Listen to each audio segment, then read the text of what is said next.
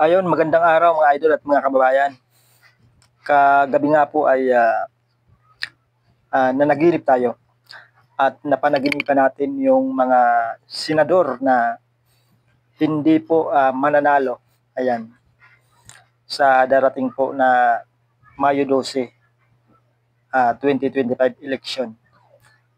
Mga senatorial candidates po. Ayan. Napanaginipan po natin sila mga idol at ang kanilang mga pangalan ay ito po mga idol. Inilista ko na po.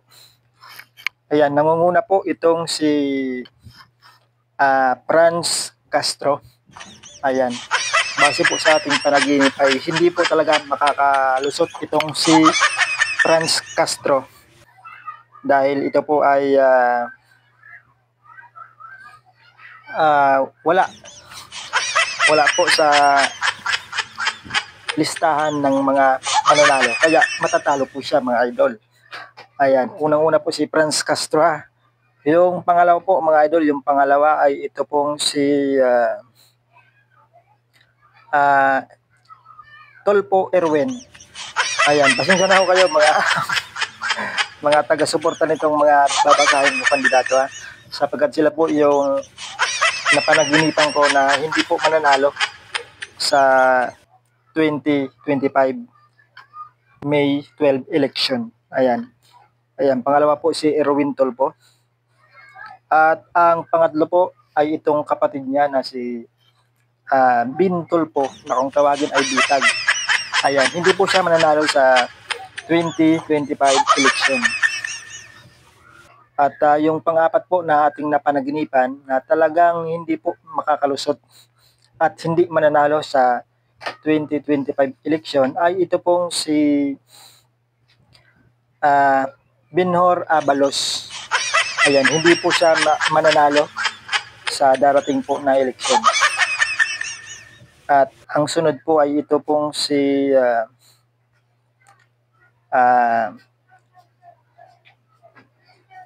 Abi Binay. Si Abi Binay po. Ayan, pasensya na po kayo sa mga taga-suporta ni Abi Binay. Hindi po siya mananalo mga idol sa 2025 election.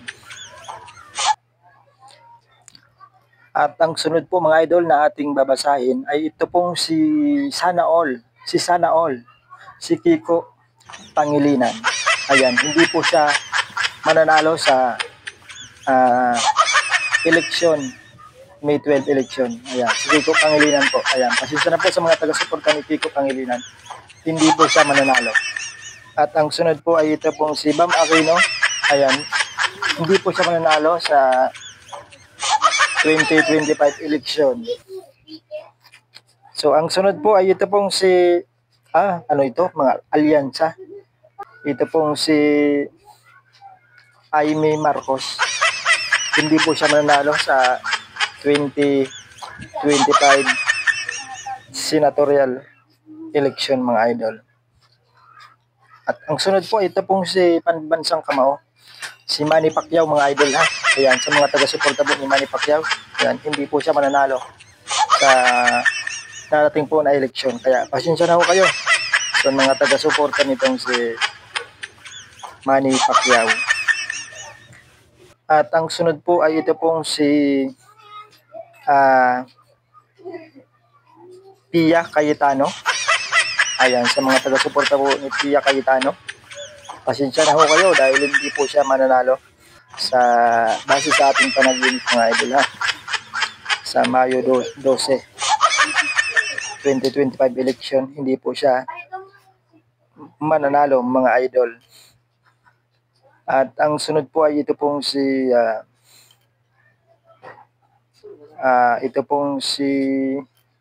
Bong Revilla. Ayan, isa itong artista mga idol ha.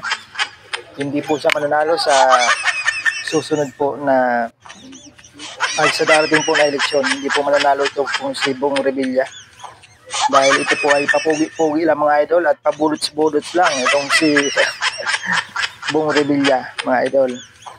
At ang sunod po ay ito pong si nasa alyansa din. Ito pong si Tito Soto. Ayan, base sa ating panaginip ay hindi din po siya mananalo sa darating po na 2025 election. Ayan, ang sunod po na ating babanggitin ay hindi din po mananalo. Ito pong anak ni Manny Villar, kung di ako nagkakamali, na si Camille Villar. Ayan, pasensya na po kayo sa mga taga-suporta ni Camille Villar ay hindi po siya mananalo sa darating po na Mayo 12, 2025 election. At ang sunod po ay ito pong si nabanggit ko na ba itong si Tolentino? Ang tol ng bayan, si Tolentino. Ayan, hindi po siya mananalo sa darating po na May 12, 2025 senatorial election. So yan po na mga nabasa natin, karamihan po ay puro alyansa, mga pambato po ng administrasyong Marcos.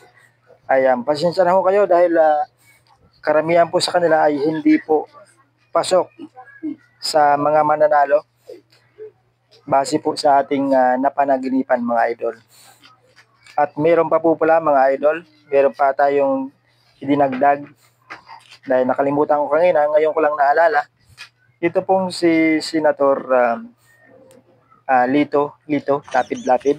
Ayan, si Lito Lapid po ay pasensya na ho kayo ha sa mga taga-suporta ni Lito Lapid.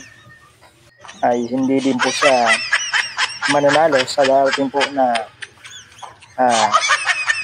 May 12, 2024. Ay 2025 pala, mga idol.